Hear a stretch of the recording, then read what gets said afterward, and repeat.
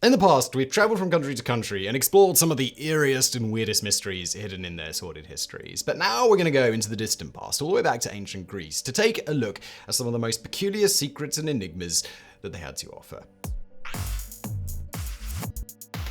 Number 10. Did Euxitheos kill Herodes? Classic Greece produced 10 public speakers so admired for their skill and eloquence that they became known as the 10 Attic orators. The earliest of them was Antiphon of Rhamnus, a 5th century BC statesman who put his rhetorical abilities to use in the court of law, thus providing us with some of the first recorded instances of legal cases presented in front of a democratic jury. One such oration is titled On the Murder of Herodes, and it furnishes us with an ancient Greek murder mystery. One day, two men named Euxitheos and Herodes left together on a ship from Mytilene bound for Inos. A storm forced the ship to dock in an unnamed harbor, at which point the two men sought shelter. Exactly how many people were inside this shelter is unknown, but with nothing else to do, the men passed the night by getting drunk. The next day, no more Herodes. He had disappeared and could not be found after 2 days of searching. Eventually, once the weather cleared, Euxitheos continued his voyage, but upon returning to Mytilene, he was met with a charge of murder brought on by Herodes' relatives. He was taken to Athens to stand trial. Unfortunately, Antiphan's oration does not include the verdict, so we'll never know how Herodes disappeared and if Euxitheos was found guilty of his murder or not.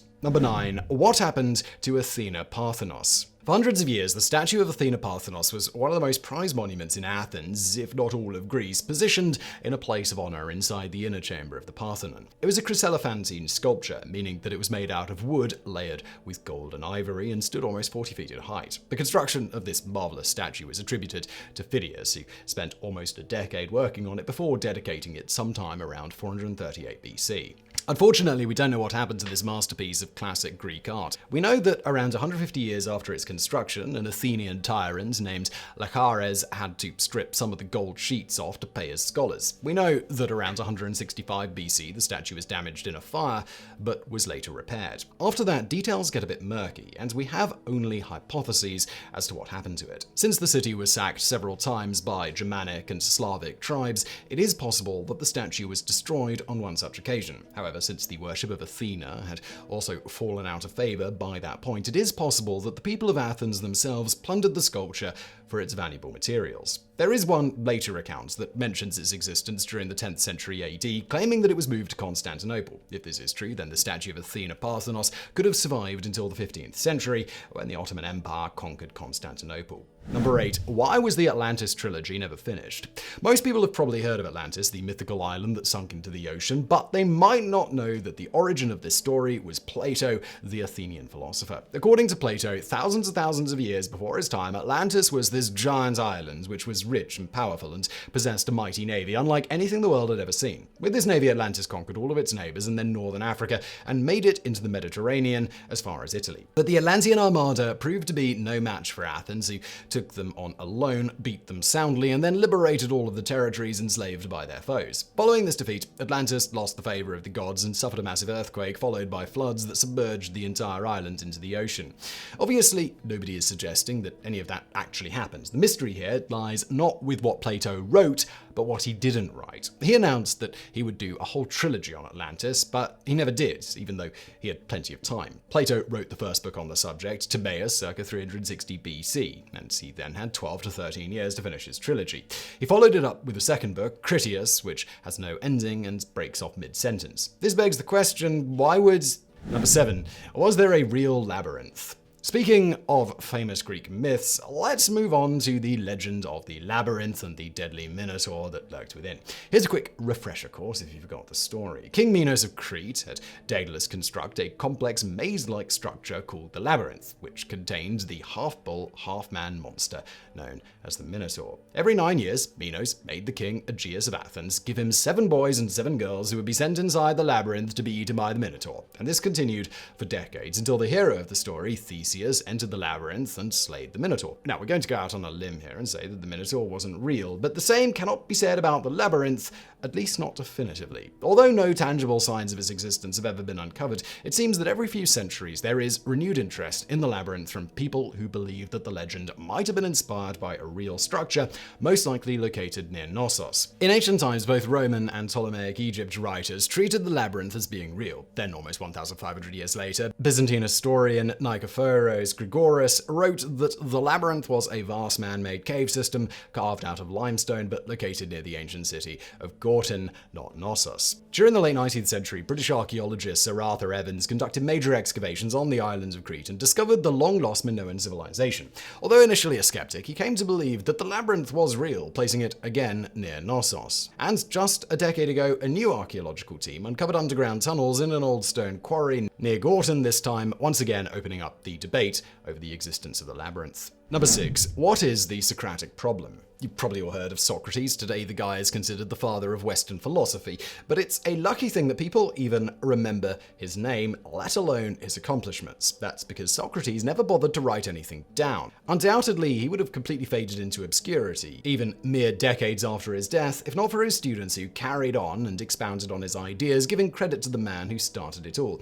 However, because he is only known indirectly, it makes it hard to distinguish between Socrates the character and Socrates the real historical figure. Sometimes various accounts of the philosopher are not only incongruous with each other, but downright contradictory. This has given birth to what scholars refer to as the Socratic problem. Men like Plato, Xenophon, and Aristophanes are our main sources for Socrates, but each one offers his own interpretation of the philosopher, not an accurate picture. When it comes to the real Socrates, the only thing we know is that we know nothing. Number 5. What was the meaning of the Delphic Epsilon? In ancient times, Delphi was a sacred site that attracted countless visitors from all over the world who traveled far and wide to hear the prophecies of the Pythia, the oracle of Delphi. The priestess served her customers inside the most imposing structure at Delphi, the Temple of Apollo, and as visitors approached the temple, they saw that the pediment of the building bore an unexpected symbol, the letter E, or Epsilon. But what did it mean? The question has puzzled philosophers and historians since ancient times, showing that the true meaning of the Delphic Epsilon was never common knowledge. Plutarch was the first to talk about it, writing a whole treatise he titled On the E at Delphi. He offered several possible explanations, although he remained uncertain of its significance. He did provide us with a history of the symbol. The earliest one came from the 6th century BC and was made of wood. That one burned down and was replaced by one made of bronze, which in turn was replaced by one made of gold, which still existed during Plutarch's time, almost 700 years later. The fact that the symbol kept getting replaced and upgraded, as well as its positioning above the entrance, both suggested that it had an important meaning. We just don't know what it was. Nowadays, the symbol has been co-opted by conspiracy theorists who have linked it to aliens, secret societies, and secret ancient societies. But truth be told, there's a lot about the oracle at Delphi that has been kept secret, and it seems like the Delphic E is destined to remain a mystery. Number 4. Did the wife poison her husband? We return to Antiphon and his speeches to explore another ancient Greek murder mystery, this time a suspected case of poisoning. Both the victim and his alleged killer are unnamed in the case, but they were husband and wife. One day, the man dined with a friend of his named Philoneus, and both fell ill soon after. They died a few days apart, but not before the man had a chance to tell his son from his first marriage that he had been poisoned and to instruct him to punish his killer. The son was the one who brought the charge of murder against his stepmother. The speech indicates that this happened years after the poisoning had occurred, suggesting that the son was still a young boy at the time. The way the prosecution presented the case, the wife didn't actually do the poisoning herself, but instead tricked Philoneus' mistress into doing it. The other woman thought she was administering a love potion to restore his desire for her. Since that woman was a slave, she did not receive the same fair hearing as the wife. Instead, she was tortured until she confessed and then put to death. As for the accused, the speech once again omits the verdict, so her fate was lost to history. Number 3. What happened to the statue of Zeus? When it comes to Greek sculptures, there was no work greater than the statue of Zeus at Olympia. It was, after all, one of the 7 wonders of the ancient world. Standing 40 feet tall, it depicted the king of the gods sitting on his throne, with his scepter in one hand and the statue of Nike in the other, and an olive garland crowning his head. Like the statue of Athena, Parthenos, this was a statue covered with ebony and sheets of gold, and it's not surprising since it was made by the same guy, Phidias. Unfortunately, also like the statue of Athena, its ultimate fate remains a mystery, as the statue of Zeus simply disappears from the historical record. According to the Roman historian Suetonius, Caligula wanted to have the statue brought to Rome so he could chop off Zeus's head and replace it with his own.